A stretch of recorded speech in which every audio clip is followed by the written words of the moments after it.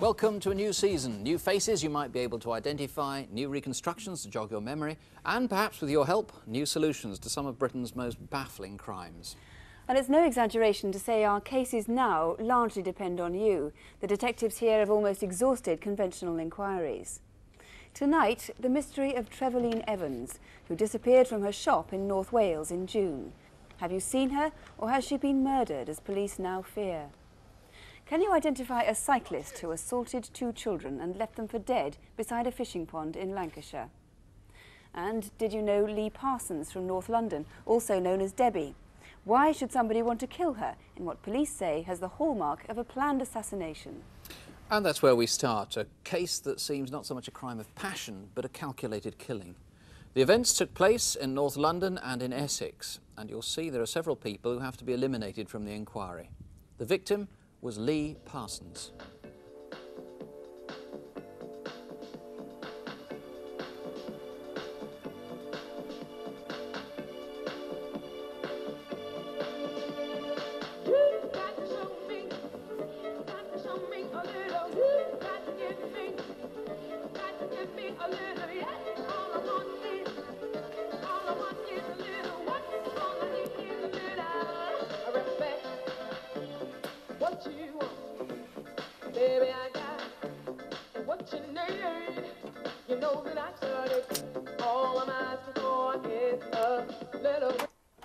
Lee Parsons was 43 and lived in Friern Barnet.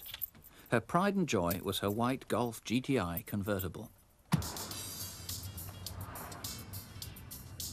Lee worked 3 shifts a week as a masseuse at the New Experience sauna in Eversholt Street in Camden Town. She'd worked here for 12 years, though all her colleagues knew her as Debbie. It's Saturday the 23rd of June. Around lunchtime, Lee went out with her boyfriend, Ozzy, whom she'd been seeing for 2 years. There you go, horoscopes. Here. The new moon is influencing all forms of communication and travel plans. Lee had lent Ozzy some money to start Lee Oz restaurant in Harlow, Essex, about half an hour's drive from Friern Barnet. Tonight, Ozzy was expecting a big party, and Lee had promised to help out.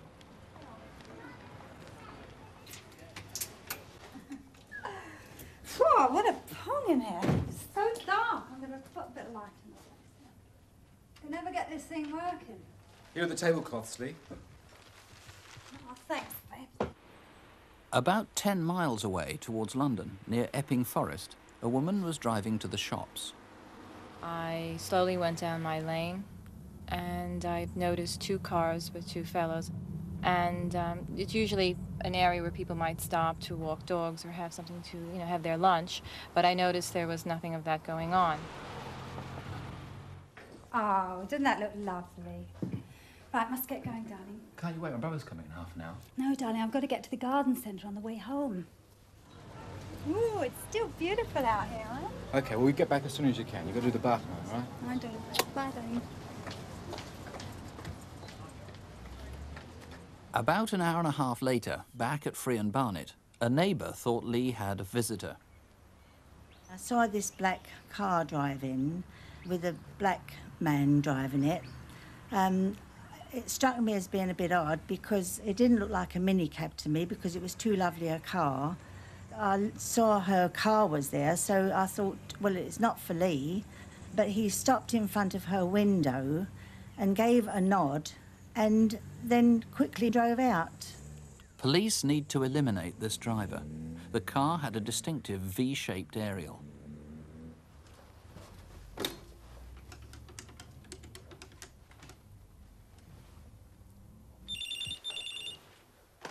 Hello. Lee, it's me. How's things? Oh, great. I got some gorgeous flowers from the garden centre. Listen, babes, I'm just getting ready to go out, so what time does this do start? Around 7:30. Don't you mean 8 to 8:30? Just get here as soon as you can. About the same time, the witness in Epping Forest returned home from her shopping. When I came back and I turned into my road, I saw the 2 men still there, and that made me a little suspicious. And when I went home, I mentioned to my husband that it was odd to see 2 people standing there for 5 hours. About an hour later, a neighbour saw Lee drive out. She was away for half an hour, but police don't know where she went.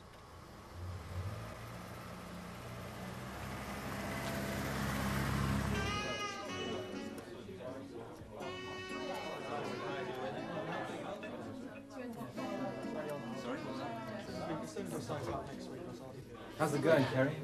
Busy. God, I knew she'd be late. Where the hell is she?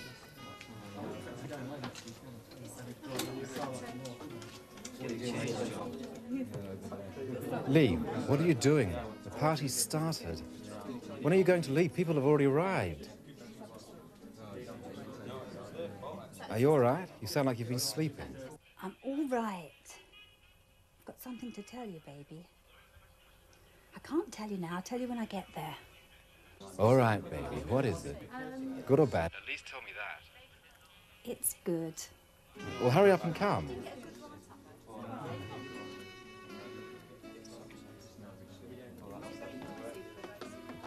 This is Bielek making one for the Czechs, fouled by Marchena. I was watching the World Cup on the television when I hear a yell. I turn the volume down and I hear a loud argument going on next door and a man is shouting at Lee. I became concerned, so I went outside to where my car was and I looked into Lee's kitchen window. I could see the light on, but I couldn't see or hear anything. I came back in and the next thing I heard was the door bang. I went to my kitchen window and I saw Lee getting into her car unaided on the passenger side, while at the same time a man got into the driving position. I caught a glimpse of him and I think he had bearish hair.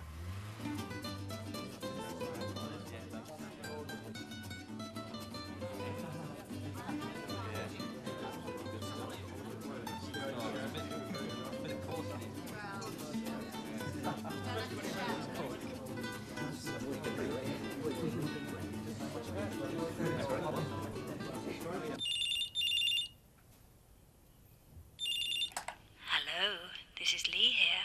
Please leave your message. I will be in touch. Bye for now.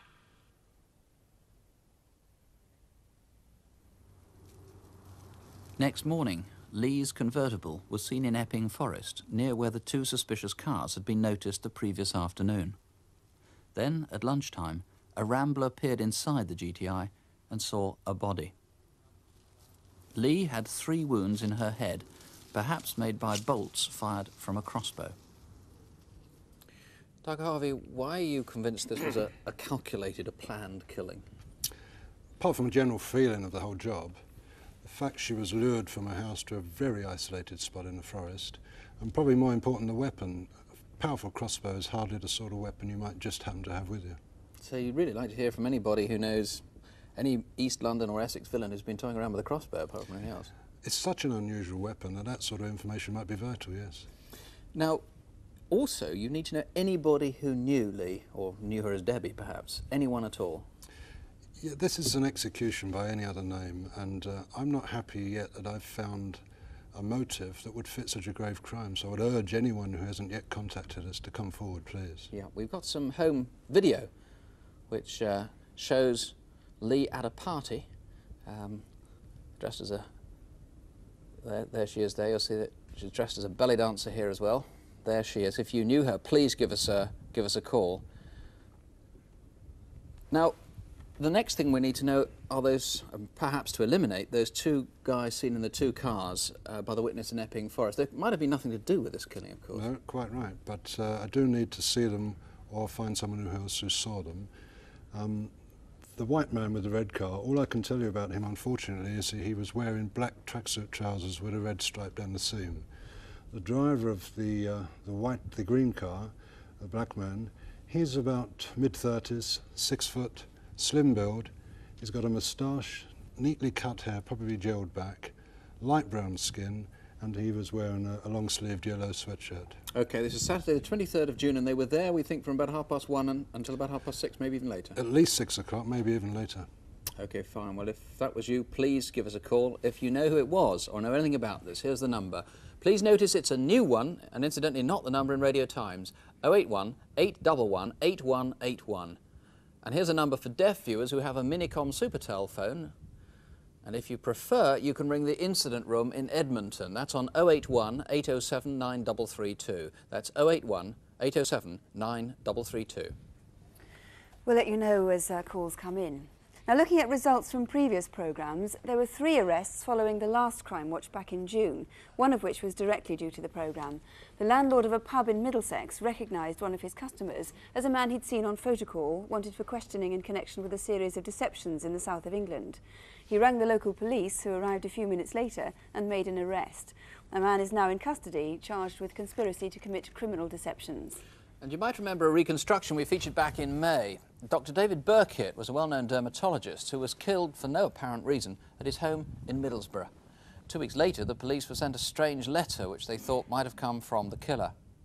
As a result of the inquiry, though I should stress not as a result of Crimewatch, a man has been arrested and been charged with murder. On photocall again in June, we received some 160 calls about Leonard Matthews. Police need his help with their inquiry into sex offences involving a 14-year-old boy in Great Yarmouth last year. Well, 2 calls from Eastbourne proved particularly important. A guest house owner there rang to say Matthews had just been in to inquire about accommodation, and then another viewer saw his white Skoda apparently abandoned in the town. Then new information after a local radio appeal led them to another guest house, but he'd fled, leaving behind some of his clothes. So if you've seen Leonard Matthews anywhere in the last few weeks, please do ring us here. More faces now in photocall. People who could be anywhere, who you might know or might have seen somewhere. To take us through them, Detective Constable Jacqui Hames and Superintendent David Hatcher. Firstly, the Central Check Squad need to speak to this man, seen here by security cameras exiting quickly from a bank in August last year. Since 1988, clearing banks in the south of England have been defrauded of £250,000 through stolen cheques and cheque cards.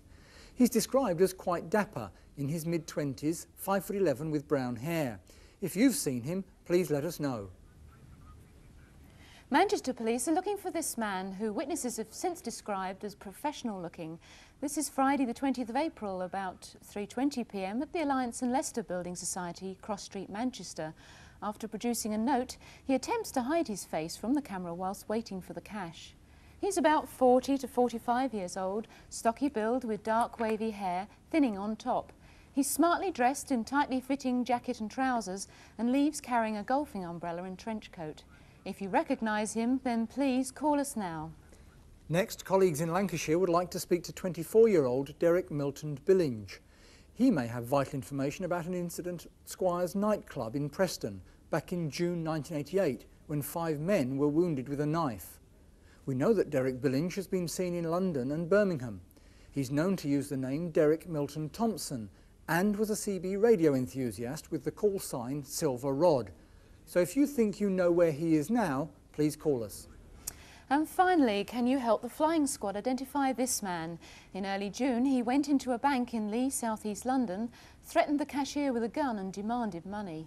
He was foiled by a brand new security system installed in the bank. He left empty-handed. He's in his mid-30s, about 5'9", slim with grey layered hair. If you recognise him or any of our other photocall cases, please ring us now. And here's the number, 081 811 8181. Incidentally, banks and building societies are becoming increasingly sophisticated in fooling robbers like that last one and trapping people who take part. If you can help with this one, 081 811 8181. Our next case is a shocking attack on 2 young boys, aged 10 and 11, out fishing on a summer Sunday afternoon. It's one of the worst crimes ever to have taken place in the Lancashire town of Lytham, and it shocked the whole community. In fact, so involved are the local residents in the effort to solve this crime that they re-staged a massive summer fete to help us film the reconstruction you're about to see. All the witnesses have been anxious to help and appear in person. The identities of the 2 young victims of this extremely serious assault have been changed for obvious reasons. It's Sunday the 15th of July, another hot and busy day along the Lancashire coast. Over the weekend, a fete was being held at Lytham Hall in Lytham St Anne's. It's an annual event which this year attracted more than 4,000 people from Lytham and further afield. Now, Mr. Punch, put your stick down there. Half a mile away, Michael and Stephen were setting off for an afternoon's fishing at Cartmel's Pit near the Green Drive golf course. Yeah. Did you see the World Cup? Yeah, the World Cup, it was good, wasn't it? Yeah. See Platt's goal? Yeah, on a volley. Yeah, really good, he just span around in her, didn't he? Yeah. Did you see the finals? Yeah. Argentina got most sent off, didn't they? Yeah.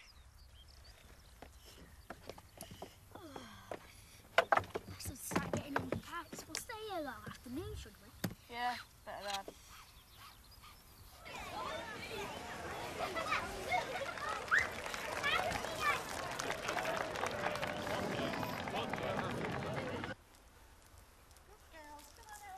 At about 2:20, this woman saw someone cycling near the fishing pit.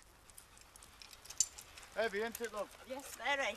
The bloke came through on a racing bike, quite leisurely, just past me and remarked on the weather being very heavy. And then he just went off at a leisurely pace, not racing at all. Russell Barnes makes regular checks on the permits of people fishing in local angling spots. It's about 3:15. Hello, lads. You got a permit? Yeah, So, you should bring it with you. What's your surname?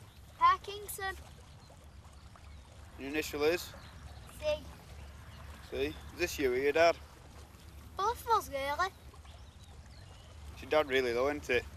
Really, you should come with your father. Anybody older than you, it's got a permit. You're on private land. Also, it's a private pond. You know, you are trespassing. All right, lads. Okay. Just a few minutes after that... Have you seen two lads? No. Oh, I've lost my lads. What are they called? Mark and Richard Turner. Hey, what are they? 13 and 15. Look, are there any other ponds round here? Yeah, one just through that gate over there. Oh, cheers.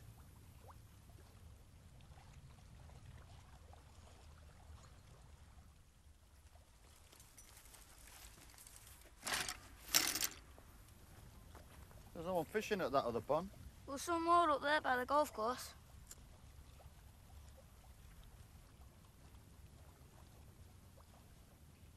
Have you caught anything? Just a few little ones. Let's have a look.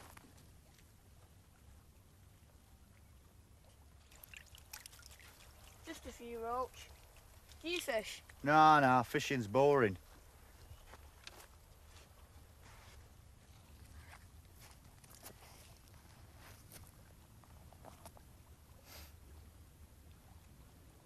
What school do you go to? Ansel High. Ah, that's where my lads went. How old are they? Well, they've left now. 16 and 17. Do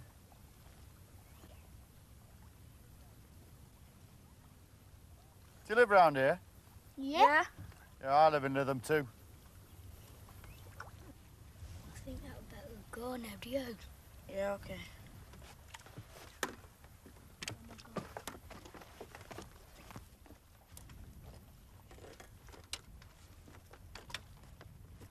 I received a phone call from the police saying the boys had been attacked and sexually abused.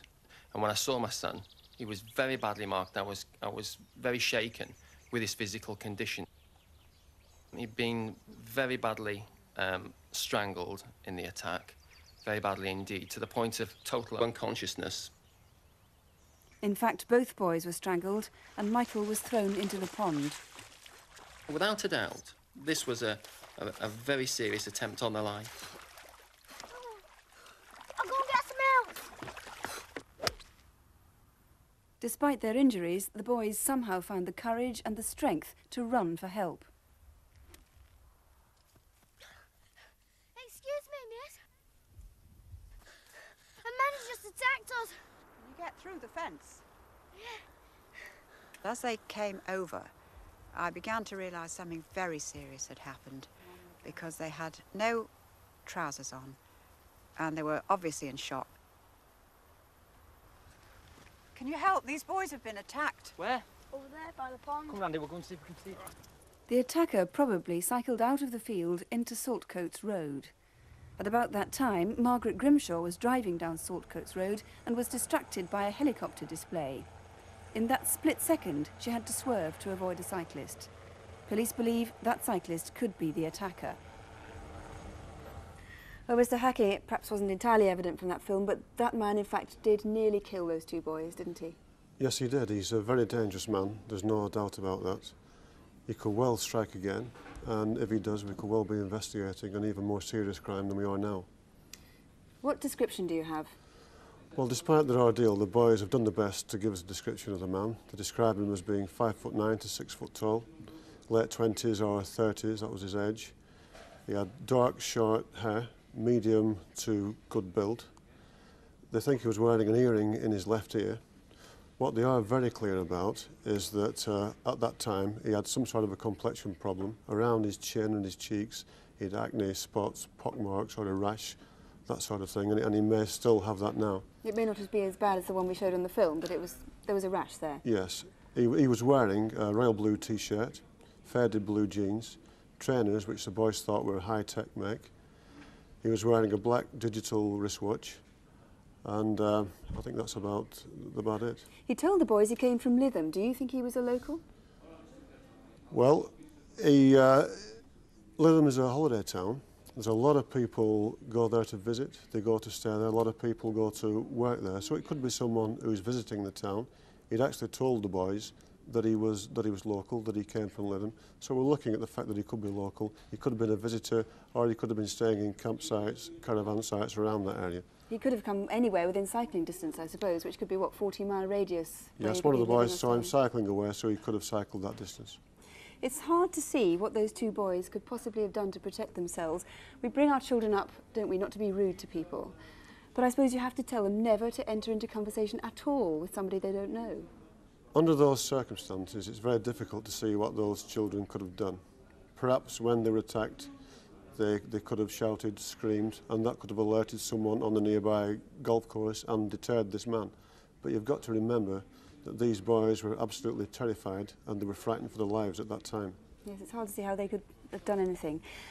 There is also a moped and two cars which were seen that afternoon and are still unaccounted for. The moped was white with blue mudguards, and that was parked in the gateway to the field beside Saltcoats Road between about 12:30 and 1 o'clock. And then at another gateway to the field, about 50 yards along, there was a peach-coloured Nissan Cherry which was seen parked. That was between about 1 o'clock and 3:30 that afternoon. And finally, two golfers saw a beige saloon car speeding across the field about 4 o'clock or shortly before. Now, just to jog people's memories, we need those people to come forward, if only to be eliminated from the inquiries, but they may have seen something. And to jog people's memories, there was a terrific thunderstorm that afternoon. There was, yes, about 4:30 that afternoon. There was a heavy rainfall. It was the first rainfall we'd had in the area for some time. If this attacker had cycled some distance, he may have got home wet. If he'd been hanging about in the Lytham area, again, he may have gone home wet. And also remember, on that day, it was the day of the Lytham fete.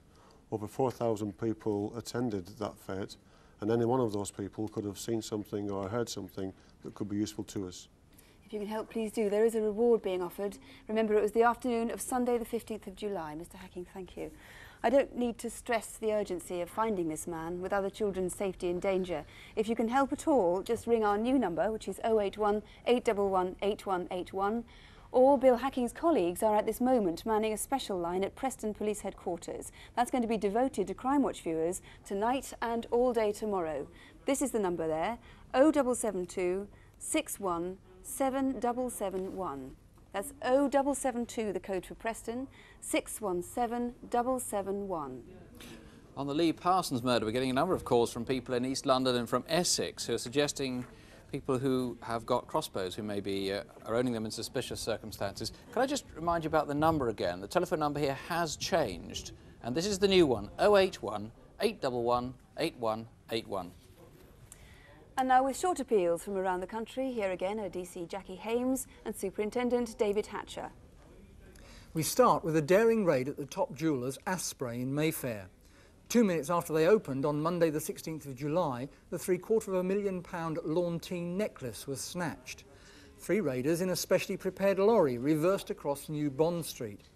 A girder that had been welded onto the back of the lorry smashed the shop window with such precision that a hole was punched right in front of the necklace.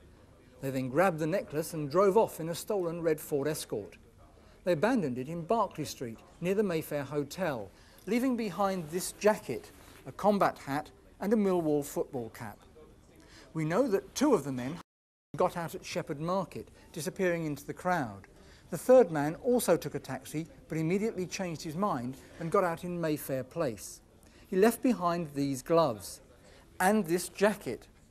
In the pocket was this bottle filled with ammonia. During the robbery, a security man had been sprayed in the face with it. The men were not masked, and witnesses have compiled photo fits of 2 of the 3 men. Do you recognise them? This man is described as 28 to 30 years old, 6 feet tall, stocky, possibly of mixed race. The lorry driver is around 5'9" and is in his mid-30s. He has a moustache and a beard flecked with grey. We particularly need to know where the Ford Escort and lorry were before the raid. The lorry, registration STW585W, was stolen on Thursday the 28th of June, near the Stock Exchange in London.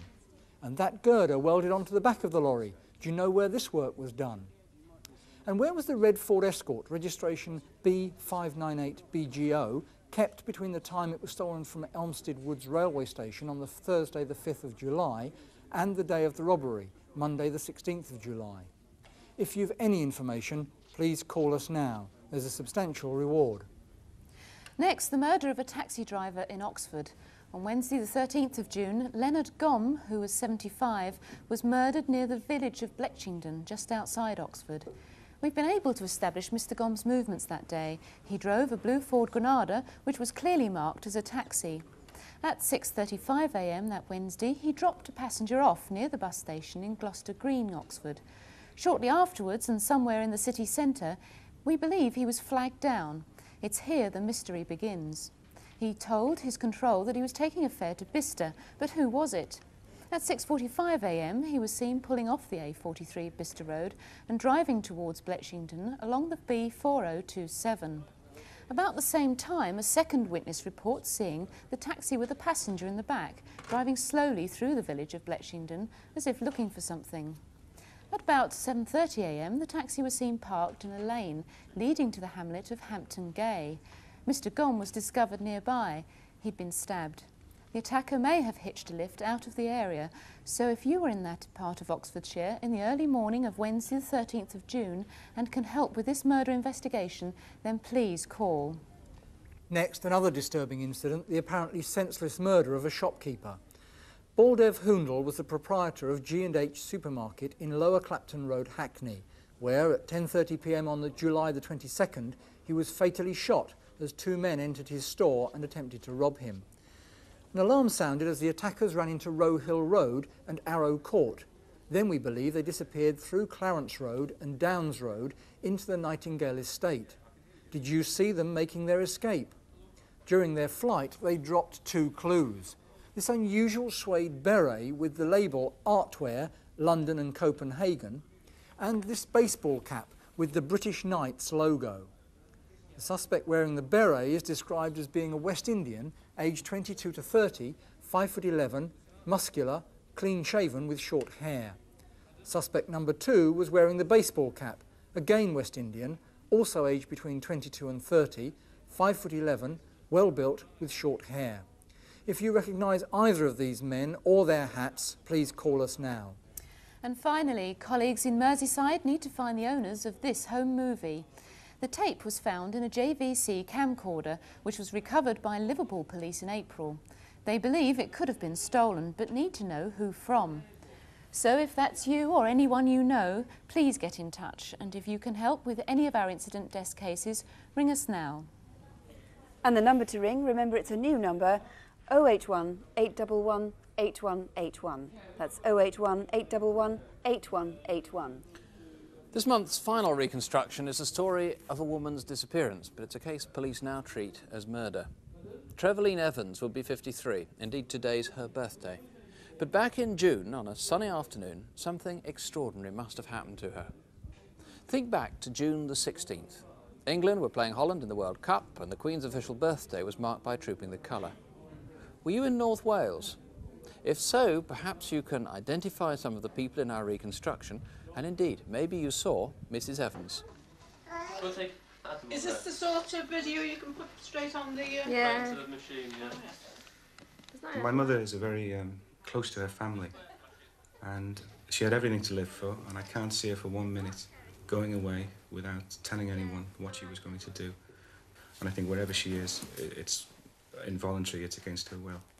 So that's our main feelings, and that's why we're so worried.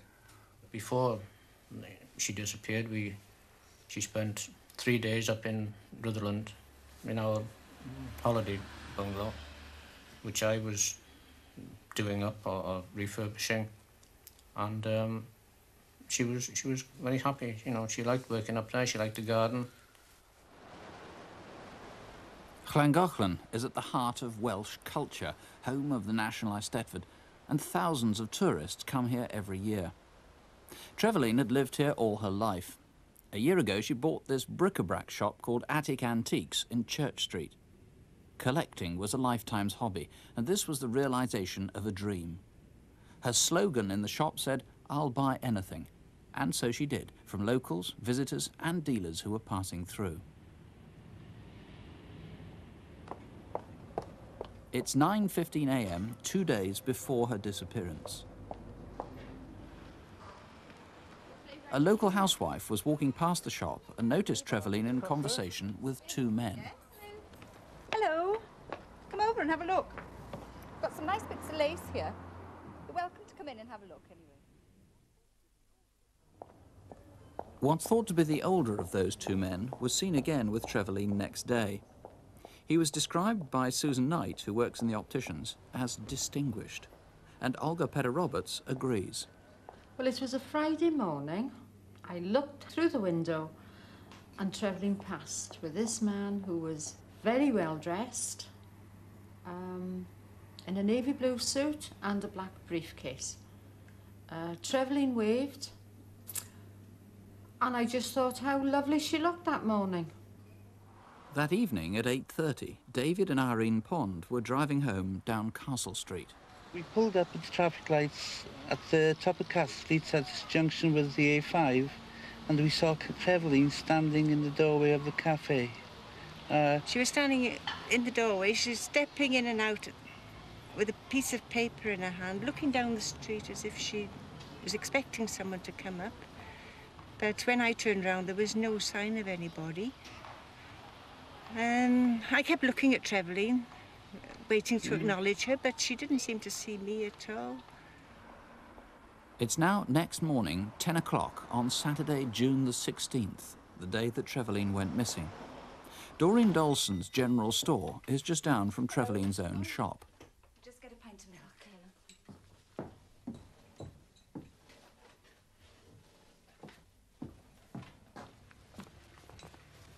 Love. 32 pence, please. She got in her purse, she got a wad of note out in her hand, and then she went deep in the purse to get the exact money out. I'll be able to have a cup of coffee now. I could just do with one. Thanks. Thanks, love. Bye. I was going to say to her, watch your money, but I didn't like because you thought I was rude or something, you know. And I didn't really say anything. She just gave me the right money, and then she says, I'll go now and have a cup of coffee, and I didn't see her again. Soon afterwards, a friend, Christine Burdett, dropped in. Hello. Coffee? Oh, yes, please. You smelt it. I haven't. Here, add a milk bottle for those. Oh, they're lovely. I think I can stretch to a vase, though. No. It looks as though we've got an offer for the house in Market Street. Oh, cheers. So, an elderly couple. They want to move in quite soon, I think. That would be good, because the flat's almost ready, isn't it? I've been a close friend of Trevelyan's for 11 years now. And she was healthy, she looked fit, and she had lots of plans of things that she was going to do. I even popped back to the shop to remind her that we were invited to a party. And she was thrilled to be going, you know, and really wanted to go. There is no way she would have gone missing, that she would have gone away voluntarily. No way. About 90 minutes later, two local men were driving down Church Street and saw Trevelyan lock up her shop and walked down towards the A5 and the centre of town. If she ever left the shop, she'd always leave a message saying how long she'd be gone. In fact, on busy Saturdays, she rarely left for more than a few minutes.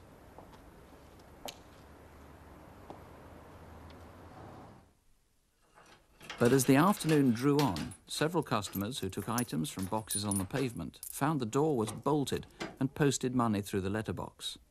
The shop was never to reopen.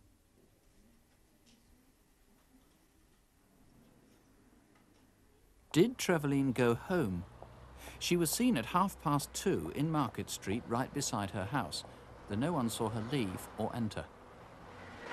She was walking in the direction of her shop. Hello.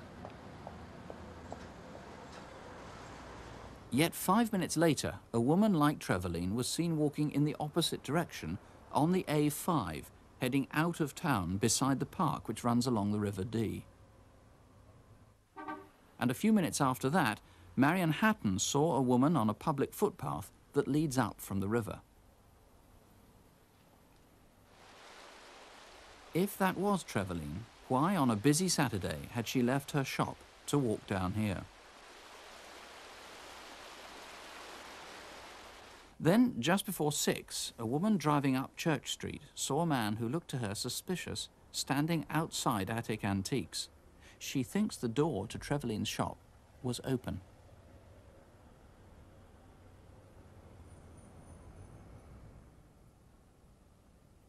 When Trevelyan's family came searching for her later that night, the door was locked. When eventually they got in, they found her compact open on the counter and her handbag still containing all her credit cards. I think anyone could think about their own mother or their own father, and they know sometimes, you know, you can see things brewing up, but there is no way that she would go without saying anything. And, you know, we're just desperate to know what's happened, whether it be for the worse or for the better, but just to come to some sort of conclusion, because living like this is just terrible at the present time. John Cook, you think this is for the worse? You think this is murder? Let's start eliminating some of the people we saw in that reconstruction. On the Thursday, that's the 14th of June, there were the two people outside her shop, probably quite innocent, nothing to do with this.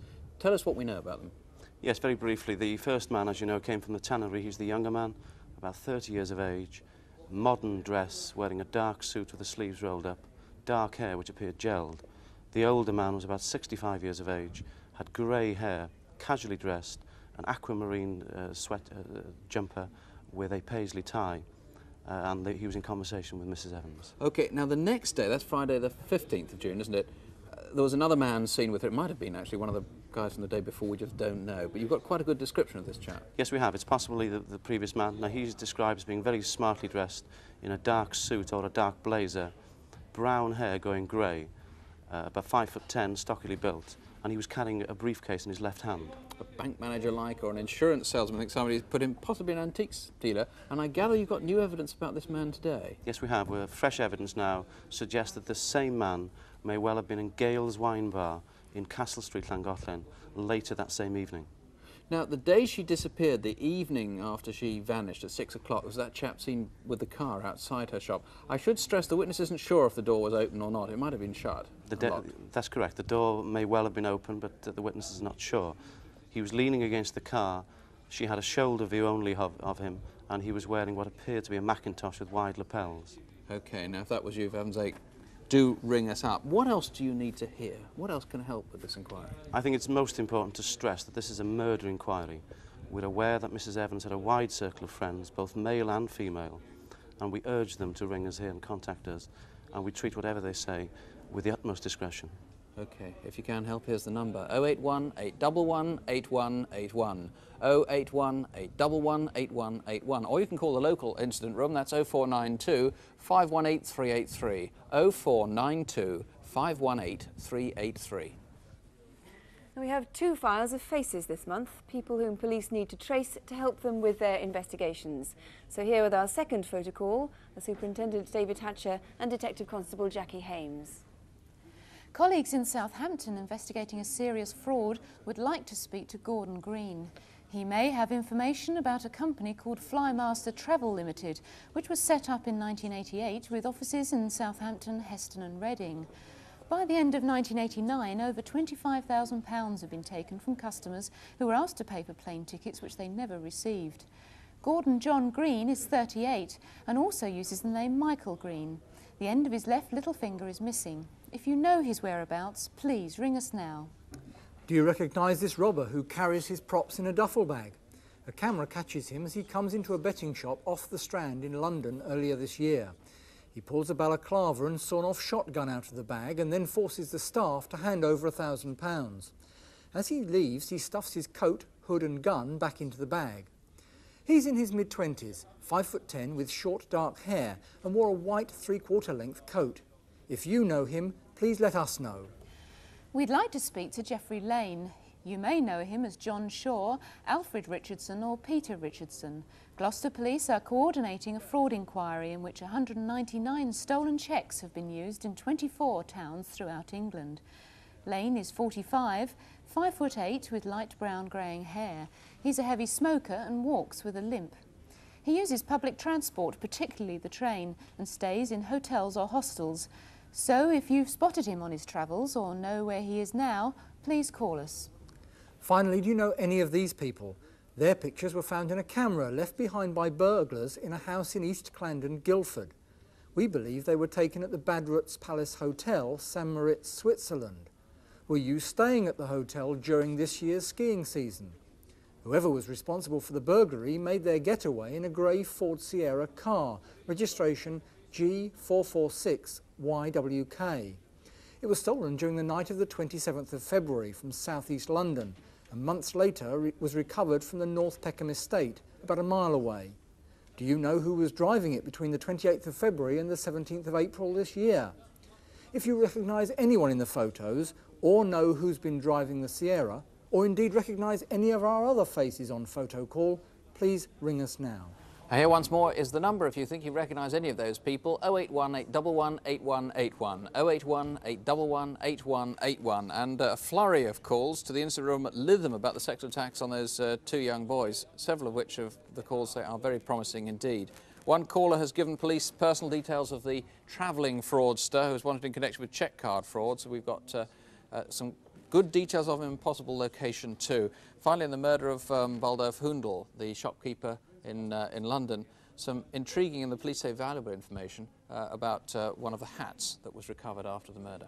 So, well, for the moment, that's it. If you think you can shed some light on any of our cases tonight, but you haven't picked up the phone yet or haven't been able to get through yet, please do try now. Our lines are going to be manned until midnight. Alternatively, you can phone the Investigating Force direct, and those numbers are on CFAX page 618, or phone your local police. We'll be back at midnight now with an update on calls received so far. Please remember the sort of violent crime we've shown tonight, and the sort, of course, that makes the headlines, is very much a rare event. And with all the calls coming in behind me right now, maybe even these crimes are on the way to being solved. So don't have nightmares, do sleep well. Good night. Good night.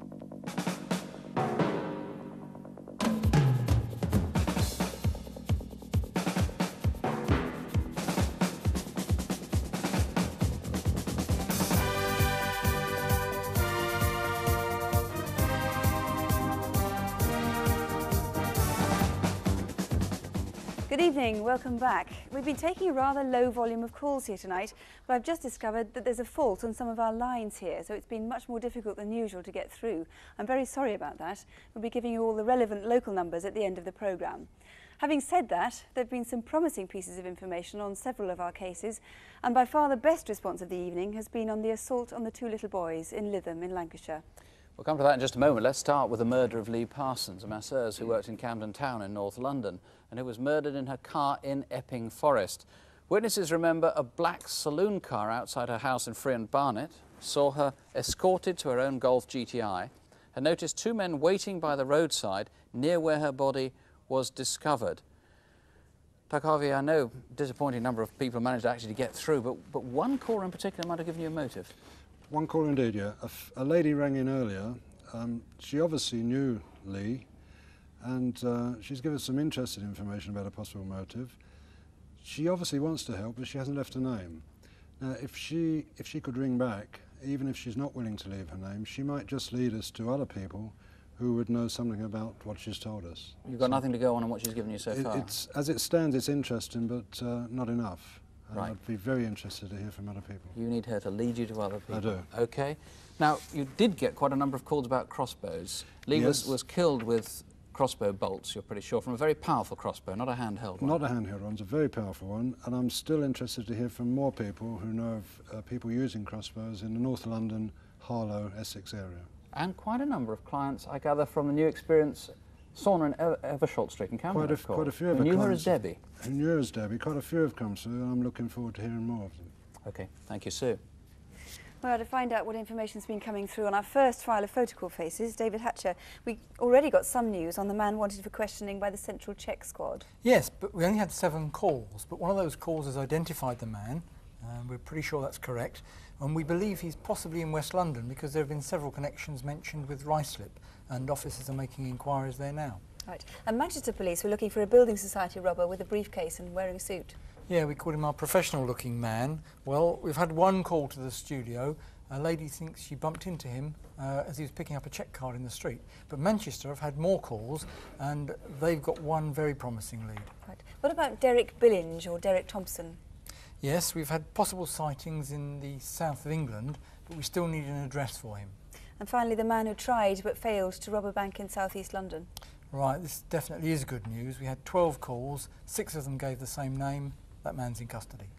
David, thank you. Now the mystery of Mrs Trevelyan Evans, who disappeared from her shop in Llangollen in North Wales 3 months ago. Not long before she vanished, she was seen standing in a doorway as though she was waiting for a rendezvous. Who was she to meet? Now, John Cook, maybe you know who she was to meet, or more about him at any rate. Yes, we do. We've now had confirmation that Mrs Evans was with the mystery man, the middle-aged mystery man, in Gale's Wine Bar, lower down that street, on the Friday evening. Now, obviously you want more people who know who this man might be, or anybody who was in Llangollen on, what was it, the Saturday the 16th of June, I think. Saturday the 16th of June, that's right. Who travelled there, perhaps working in the antiques trade or any other thing. Somebody described as an insurance salesman, perhaps, or a bank manager even. What else have you had tonight of interest? Well, generally the response has been quite poor. We've had somewhere in the region of 30 calls, and many of them don't take us any further at all. I think I must re-emphasise this is a murder inquiry, and there are people out there with information who know who this man is, and I would urge them to ring me on the matter. OK. If you knew Trevelyan Evans, or think you know who the man is, please call us soon. Well, now Jacqui Hames has been monitoring the calls on our incident desk cases so far. Our first case was that extraordinary raid on Asprey's Jewellers in Mayfair. Yes. Despite our problems, good response, several leads to be followed up, and we may have traced the source of those unusual gloves that David showed us. And remember, on this case, there is a substantial reward. I'd like to ask people to try and remember the lorry, the one with the steel girder, STW 585W. Somebody must have seen it, so where was it between the 28th of June and the 16th of July? And also that red Escort B598BGO, again, where was it between the 5th and the 16th of July this year? Right, remember there's a substantial reward on that.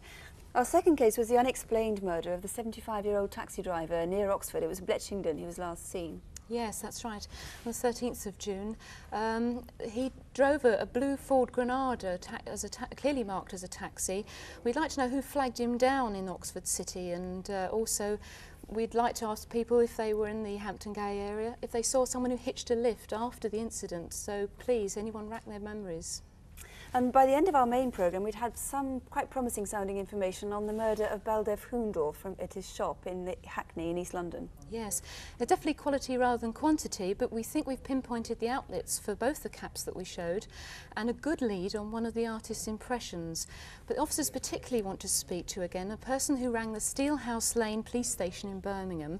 Please ring again. You may have very important information which the officers wish to discuss. The telephone number is 071 488 6595, so please ring again. Right, that's 071 488 6595. Jackie, thank you. Now to our second gallery of faces shown on photocall. David, let's start with Gordon Green. Yes, that's the man we're looking for. Several calls to Southampton, and we believe he may be in Spain now, and there have been mentioned connections with Marbella. So somebody's going to be lucky to go there, perhaps, to make the inquiries.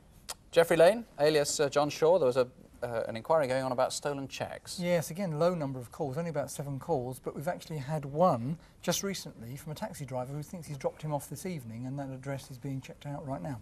OK, and the Surrey robbers? Yes, good news there. We had 19 calls. We know the names of all those people in those pictures that we showed you, but sadly they've been the victims of a burglary themselves just a couple of days previously, so that's checked out now. What we want to know is who's been using that grey Ford Sierra, the registration G446YWK.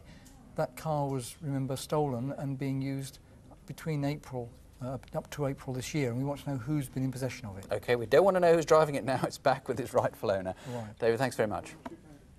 Well, finally, the shocking attack on the 2 young boys aged 10 and 11 who were spending a summer Sunday afternoon fishing at Cartmills Pit at Lytham in Lancashire. At about 3:30 on Sunday the 15th of July, a man with a bicycle called out to them. Have you seen 2 lads? No. A few minutes later, the man returned. He sexually assaulted both boys and tried to strangle them. One of them was thrown into the water. Mr. Jacqui, I know you've had quite a good response on this. Yes, I'm very pleased with the response we've had. We've had well over 150 calls to the various incident rooms, some of them with some information that's very promising indeed. We've got a good line of inquiry into the beige car that was seen in the field at the time, so hopefully that will prove productive. Some of the calls have given names of people that we need to look at in some depth. Everything hinges, of course, on recognising the description of the man. So if we could have that again. Yes, the boys described the man as 5'9" to 6 foot tall, late 20s or in his 30s. He had short, dark hair. He was wearing an earring in his left ear, and the most prominent thing about him, he had these spots or a rash or some skin complaint around his chin and his cheeks. He was wearing a blue t-shirt, blue jeans, and he was smoking a cigarette that he took from a gold packet while he was talking to the boys. Well, I hope we find him. Thank you very much, Mr. Haggard. And that's it for this month. Once again, let me apologise about the problems we've had with the new telephone number. Clearly, many of the lines haven't been working. People have phoned in, have got a buzz on the lines, been unable to get through. More numbers coming right up. Do please join us in a month from now. In the meantime, do remember, crime is not as bad as this programme sometimes makes it seem. Far from it. Don't have nightmares. Do sleep well. Good night. Good night.